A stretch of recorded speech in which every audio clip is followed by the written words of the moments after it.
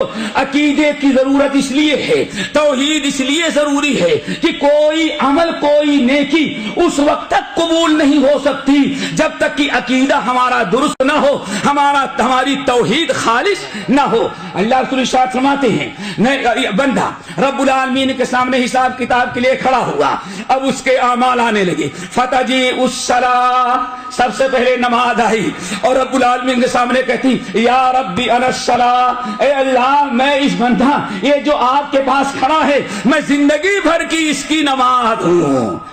اللہ فرمائے گا انک لعلی خیر، تم بہترین عبادت ہو، ایمان کے بعد سب سے بڑی عبادت ہو، ذرا انتظار کرو۔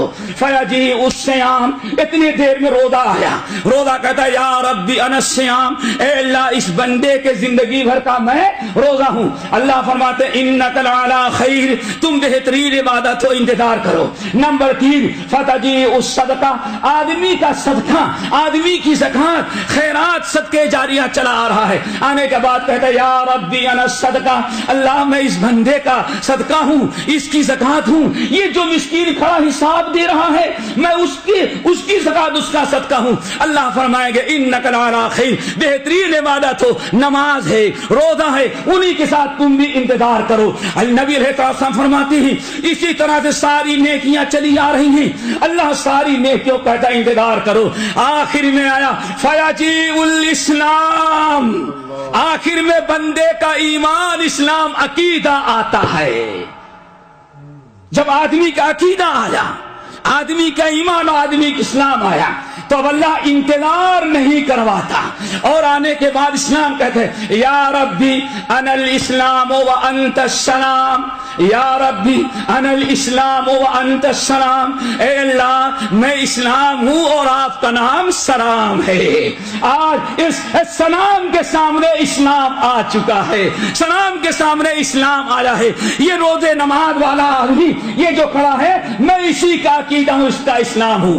اللہ کے رسول صلی اللہ علیہ وسلم ارشاد فرماتے ہیں جب اسلام آیا تو رب العالمین نے کہا اے اسلام، اے بندے کی توحید اور اے بندے کا عقیدہ، دیکھ یہ نماز ہے، یہ روزہ ہے، یہ حج ہے، یہ زکات ہے، یہ سینکڑوں نیکیاں تجھ سے پہلے آئی ہیں اور ہم نے سب کو انتظار میں رکھا ہے۔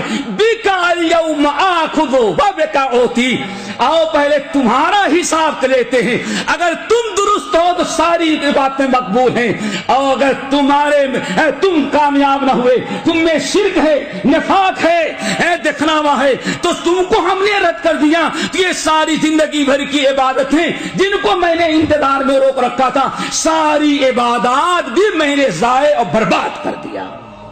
میرے بھائیوں اسی لیے ہم توحید کی دعوت دیتے ہیں، سب سے زیادہ کوشش ہماری ہوتی ہے توحید امت کے سامنے پیش کرنا۔ سب کچھ تو چل جائے گا لیکن توحید اور اتباع سنت میں کھوٹ ہے تو کوئی عمل انسان کا قابل قبول نہیں ہے۔ عمر